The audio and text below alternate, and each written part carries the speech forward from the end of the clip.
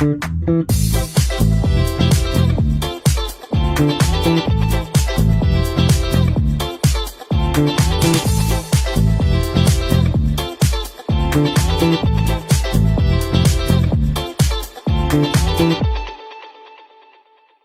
খেলার খবর থেকে বিদেশের খেলার খবর নিয়ে এই মুহূর্তে আমি মৌসুমী রয়েছি আপনাদের সঙ্গে। শুরু করছি আপনাদের প্রিয় অনুষ্ঠান খেলা আর খেলা। ফুটবলের ডায়েরি নিবেদন করছে সংবাদ প্রতিদিন।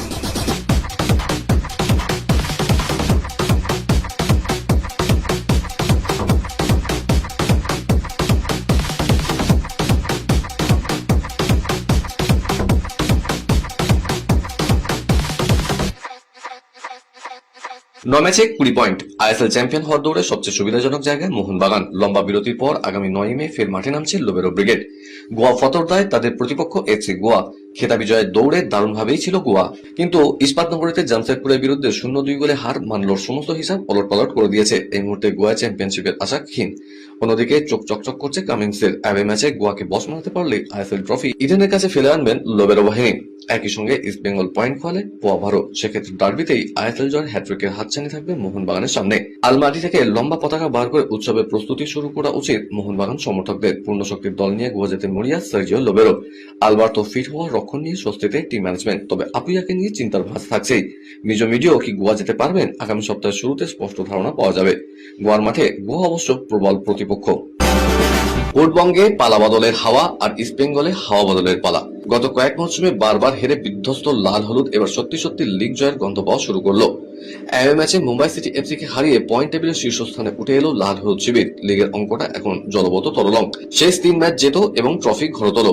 লিগের লড়াইয়ে টিকে থাকতে হলে কোনোভাবেই পয়েন্ট নষ্ট করা যাবে না। এ হেন কঠিন চ্যালেঞ্জ নিয়ে অ্যাওয়ে ম্যাচে মুম্বাই সিটির বিরুদ্ধে নেমেছিল ইস্ট বেঙ্গল। সেই লড়াইয়ের শুরুটা খুব একটা ভালো হয়নি তাদের। ম্যাচের শুরু থেকেই খানিকটা আক্রমণাত্মক মেজাজে ছিলেন মুম্বাই ফুটবলাররা, যার সুফল মুম্বাই তুলে নেয় 8 মিনিটেই। ব্র্যান্ডনে গোলে এগিয়ে যায় ছাংতেরা। শুধু ওই গোলই নয়, প্রথমার্ধে আরো বেশ কয়েকটা সুযোগ পেয়েছিল মুম্বাই। ম্যাচে 15 মিনিট ও 30 মিনিটে সহজ সুযোগ পান অধিনায়ক ছান্তে। 31 মিনিটে সহজ সুযোগ পান মুম্বাইয়ের বিক্রম। ফের বিতর্কে জড়ালেন ব্রাজিলিয়ান তারকা ফুটবলার নেইমার। স্যান্টোসের অনুশীলন চলাকালীন সতীর্থ খেলোয়াড়কে মারধরের অভিযোগ উঠেছে তার বিরুদ্ধে। জানা যাচ্ছে, অনুশীলনের সময় নেইমারকে ড্রিবল করে পাস কাটিয়ে যান রবিনো জুনিয়র, যিনি প্রাক্তন ব্রাজিলিয়ান তারকা রবিনোর ছেলে। বিষয়টা একেবারে মেনে নিতে পারেননি নেইমার। অভিযোগ, রাগের মাথায় তিনি রবিনোকে টেনে ফেলে দেন, যার প্রতিবাদ করলে ঝামেলা শুরু হয়, যা দ্রুতই মারধরের রূপ নেয়। এই সময় রবিনোকে চড় ও লাথি মারেন নেইমার। শেষ পর্যন্ত সতীর্থ খেলোয়াড়রা এগিয়ে এসে পরিস্থিতি সামাল দেন। এই ঘটনার জেরে মানসিকভাবে ভেঙে পড়েছেন 18 বছর বয়সী রবিনো জুনিয়র। পাশাপাশি ক্লাবের নিরাপত্তার অভাব রয়েছে বলেও অভিযোগ তুলেছেন তিনি। এজন্য প্রয়োজনে চুক্তি বাতিল করার হুঁশিয়ারি দিয়েছেন রবিনো। এরপরেই নড়েচড়ে বসে স্যান্টোস ক্লাব কর্তৃপক্ষ। আন্তর্জাতিক ক্রিকেট সংস্থা টি-20 ক্রিকেটে ক্রমতালিকার শীর্ষস্থান ধরে রাখলো ভারত। টি-20 বিশ্বকাপ চ্যাম্পিয়ন হওয়ার পর সূর্যকুমার যাদবের দল এখনো মাঠে নামেনি। দ্বিতীয় স্থানে রয়েছে বিশ্বকাপের সেমিফাইনালে ভারতের কাছে হেরে যাওয়া ইংল্যান্ড। 2024 সালের পর 2026 সালেও টি-20 বিশ্বকাপ চ্যাম্পিয়ন হয়েছে ভারত। মাঠের মতো আইসিসি টি-20 ক্রিকেটের ক্রমতালিকাতেও এখন সেরা সূর্যকুমাররা। আইসিসি দলগুলো যে ক্রমতালিকা প্রকাশ করেছে তাতে শীর্ষে রয়েছে ভারত। ভারতীয় দলের রেটিং 275। দ্বিতীয় স্থানে থাকা ইংল্যান্ডের রেটিং 262। গত টি-20 বিশ্বকাপ রানার্স নিউজিল্যান্ড চতুর্থ স্থানে রয়েছে। মিচেল স্যান্ডারদের দলের রেটিং 247। বিশ্বকাপের গ্রুপ পর্ব বিদায় নিলেও ক্রমতালিকায় তৃতীয় স্থান ধরে রেখেছে অস্ট্রেলিয়া, তাদের রেটিং 258। দুয়ারে বিশ্বকাপ জয়ী ওয়েস্ট ইন্ডিজ 233 রেটিং পয়েন্ট নিয়ে রয়েছে সপ্তম স্থানে। বিশ্বকাপ না খেলা বাংলাদেশ রয়েছে ক্রমতালিকার 8 নম্বরে। লিটন দাসদের দলের রেটিং 225।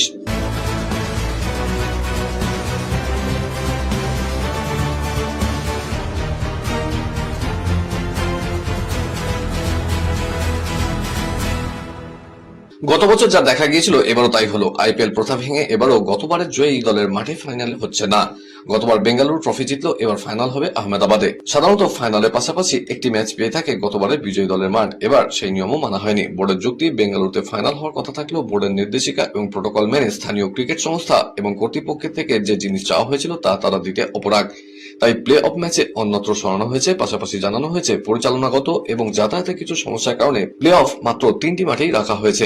বোর্ডের ঘোষিত সূচি অনুযায়ী 26 মে প্রথম কোয়ালিফায়ার হবে হিমাচল প্রদেশের ধর্মশালায়। এলিমিনেটর মুল্লানপুরে 29 মে, সেই মাঠেই দ্বিতীয় কোয়ালিফায়ার হবে। 31 মে ফাইনাল, সেটি হবে আহমেদাবাদে।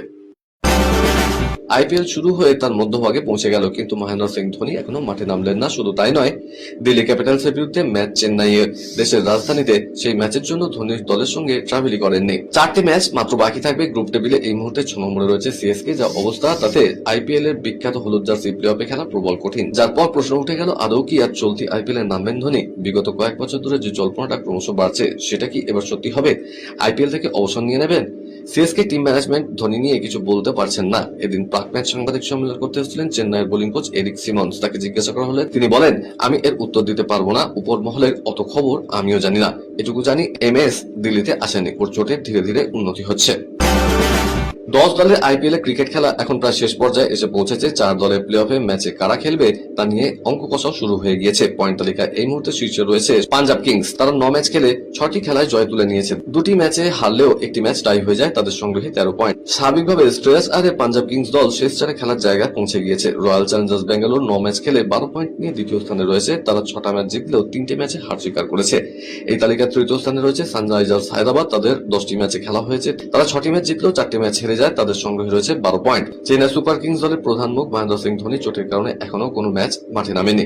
8 পয়েন্ট নিয়ে লড়াই করছে চেন্নাই সুপার কিংস এবং দিল্লি ক্যাপিটালস। কলকাতা পরপর 3টি ম্যাচ জিতে জয়ের হ্যাট্রিক করার সুবাদে একটু ভালো জায়গায় রয়েছে। শেষ 4 খেলতে গেলে অনেক অঙ্ক কষিয়ে খেলতে হবে। কলকাতার 3টে ম্যাচ জিতলেও 5টিতে হেরেছে।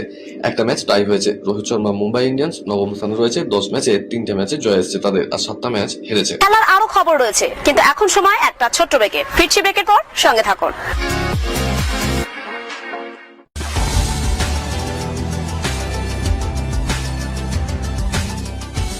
কেআরকে নিউজ মিডিয়া প্রযোজিত সাপ্তাহিক বিনোদন অনুষ্ঠান বিনোদন.com দেখুন প্রতি শনিবার ঠিক রাত 10:25 আপনাদের প্রিয় চ্যানেল ভিশনে।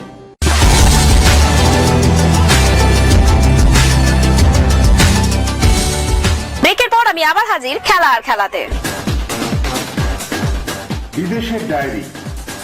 4 মে সকালে স্প্যানিয়লের বিপক্ষে ম্যাচে রিয়াল মাদ্রিদ তাদের স্কোয়াডের প্রায় 1/3 খেলোয়াড়কে ছাড়াই মাঠে নেমেছিল এবং দলের এই সংকটের মধ্যে কিলিয়ান এমবাপের বিশ্রামরত ছবিগুলো বিতর্ককে আরো উস্কে দিয়েছিল। আহতদের তালিকায় রক্ষণভাগ থেকে আক্রমণাত্মক সবাই রয়েছেন। ছোট আঙুলে চিট ধরার পর দানি কারভাজল এবং আহত খেলোয়াড়দের তালিকায় যুক্ত হয়েছেন। এর আগে এদের মিলিতাও, আর্দা গুলার এবং রদ্রিগো দীর্ঘমেয়াদী গুরুতর আঘাতের কারণে মাঠের বাইরে ছিলেন। গোলরক্ষক থিবো কুর্তো হ্যামস্ট্রিং এর চোট থেকে সেরে ওঠার কাছাকাছি রয়েছেন, যদিও সতর্কতামূলক ব্যবস্থা হিসেবে তিনি স্প্যানিয়লের বিপক্ষে ম্যাচটি মিস করতে পারেন। তবে 11 মে অনুষ্ঠিতব্য এল ক্লাসিকোর জন্য তিনি যে ফিট হয়ে যাবেন তা প্রায় নিশ্চিত। চ্যাম্পিয়ন্স লিগের সেমিফাইনালের প্রথম পর্বের ম্যাচ ঘরের মাঠে বায়ার্ন মিউনিখের বিরুদ্ধে 5-4 গোলের ব্যবধানে জিতে খেলা শেষ করেছিল পিএসজি। আজ ফিরতি পর্বে আবার মুখোমুখি হচ্ছে দুদল। মাত্র 1 গোলে পিছিয়ে থেকে এবার নিজেদের মাঠে নামবে তারা, আর সেটাই বায়ার্নকে সামান্য হলেও অ্যাডভান্টেজে রাখছে। যদিও পিএসজি জয়ের ধারা বজায় রাখে, ফাইনালের টিকিট তুলতে মরিয়া তারাই। গুরুত্বপূর্ণ ম্যাচটি খেলতে ওসমান দেমবেলে, কালিচা, কাভারাৎসকেলিয়া আগেই মিউনিখে পৌঁছে গিয়েছেন। গত মৌসুমে আলিয়াঞ্জ এরিনায় পিএসজি প্রথম চ্যাম্পিয়ন্স লিগ খেতাব জিতেছিল, তাই প্রিয় মাঠে ভালো ফলের ব্যাপারে আশাবাদী দলের coach Luis Enrique.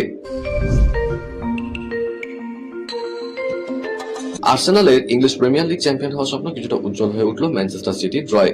Man City 3-3 গোলে আটকে গেল এভারটনের কাছে। ম্যাচ হারতেও পারত সিটি। শেষ মুহূর্তে জেরেমি ডোকুর গোলে তারা হার বাঁচাতে সক্ষম হয়েছে। সিটির হয়ে এদিন 2টি গোল করেন ডোকু, একটি গোল আর্লিং হালান্ডের। এভারটনের হয়ে জোড়া গোল করেন থিয়ারি ব্যারি, একটি গোল করেন জ্যাক ওব্রায়ান। এদিনের ড্রয়ের ফলে ম্যান সিটি 34 ম্যাচে পয়েন্ট দাঁড়ালো 71। তারা লিগ টেবিলে 2-এ রয়েছে। শীর্ষে থাকা আর্সেনালের সংগ্রহ 35 ম্যাচে 76। সিটি একটি ম্যাচ কম খেলেছে। নতুন জাতীয় রেকর্ড গড়ে সোনা জিতলেন বাংলার শুটার আদ্রিয়ান কর্মকার। ভূপালে কুমার সুরেন্দ্র সিং চ্যাম্পিয়নশিপে 50 মিটার 3 পজিশন ইভেন্টে কীর্তি করেছেন আদ্রিয়ান। ছাপিয়ে গিয়েছেন বিশ্ব রেকর্ডের স্কোরও। গত জানুয়ারিতে জুনিয়র এশিয়ান চ্যাম্পিয়নশিপে এই ইভেন্টে বিশ্ব রেকর্ড করেছিলেন আদ্রিয়ান। সে কথা মাথায় রেখে জাতীয় স্তরে প্রতিযোগিতায় নামে আদ্রিয়ান। বাবা প্রাক্তন অলিম্পিয়াড জয়দীপ কর্মকার ছেলেকে বিশ্ব রেকর্ড হাতছাড়া হওয়ার কথা বলে তাকিয়েছিলেন। আদ্রিয়ানও চ্যালেঞ্জ নেয়। এই প্রতিযোগিতায় স্কোর বিশ্ব রেকর্ডের স্বীকৃতি না পেলেও চেষ্টার ত্রুটি রাখেননি আদ্রিয়ান। জুনিয়র বিভাগে যোগ্যতা অর্জন পর্বে 307.2 স্কোর করে জাতীয় রেকর্ড গড়ে ফাইনালে ওঠেন। স্প্যানিশ গণমাধ্যমের মতে ক্লাবের অনুমতি থাকা সত্ত্বেও বান্ধবী এস্টার সঙ্গে এমবাপে ইতালি কারিগল সফর মিশ্র প্রতিক্রিয়ায় জন্ম দিয়েছে। 4 মে সকালে লা লিগা 34তম রাউন্ডে রিয়াল ও স্প্যানিয়লের মধ্যকার ম্যাচ শুরু হওয়া মাত্র 12 মিনিট আগে এই ফরাসি স্ট্রাইকার মাদ্রিদে ফিরে আসেন। এর আগে রিয়াল বেটিসের বিপক্ষে ড্র হওয়া ম্যাচে এমবাপে হ্যামস্ট্রিং এ চোট পান। মেডিকেল টিম তাকে বিশ্রামে অনুমতি দেয়। কোচ আলভারো আরভেলিও নিশ্চিত করেছেন যে সেরে ওঠার সময় খেলোয়াড় স্বাধীনভাবে চলাফেরার সুযোগ পেয়েছিলেন। তবে সমস্যাটা হলো এই সফরের সময় এবং ব্যাপ্তি নিয়ে। লা লিগা দৌড়ে রিয়াল মাদ্রিদ যখন হোঁচট খাচ্ছে, বার্সেলোনা যে 11 পয়েন্টে পিছিয়ে আছে এবং কোনো শিরোপা ছাড়াই মরশুম শেষ করার ঝুঁকিতে রয়েছে, তখন এমবাপের কর্মকাণ্ডকে অবিবেচনা প্রসূত বলে মনে করা হচ্ছে। কলকাতার ডায়েরি। বেতন সমস্যা কাটিয়ে দীর্ঘ 5 দিন বাদে অনুশীলনে ফিরল মোহামেডান স্পোর্টিং। আইএসএল এ কেরালা ম্যাচে প্রস্তুতি শুরু করলেন হীরা মন্ডলরা। আগামী 10ই মে অ্যাওয়ে ম্যাচে দক্ষিণী দলটির মুখোমুখি হবে তারা। সেজন্য দিল্লি এফসি বিপক্ষে ম্যাচে 4 দিনের ছুটি কাটিয়ে গত 1 মে থেকে ফের অনুশীলন শুরু করার কথা ছিল সাদা কালো ব্রিগেডের। কিন্তু ফুটবলাররা দীর্ঘ 3-4 মাসে বেতন না পাওয়ায় সেদিন অনুশীলন নামেনি কেউ। ফুটবলারদের দাবি ছিল বকেয়া বেতন না পেরে অনুশীলন শুরু করবে না। জানা যাচ্ছে বেশিরভাগ ফুটবলারদের আংশিক বেতন মেটানো হয়েছে। অনুশীলন শুরুর আগে ক্লাব তাঁবুতে রুদ্ধদ্বার বৈঠকে বসেন কর্মকর্তারা।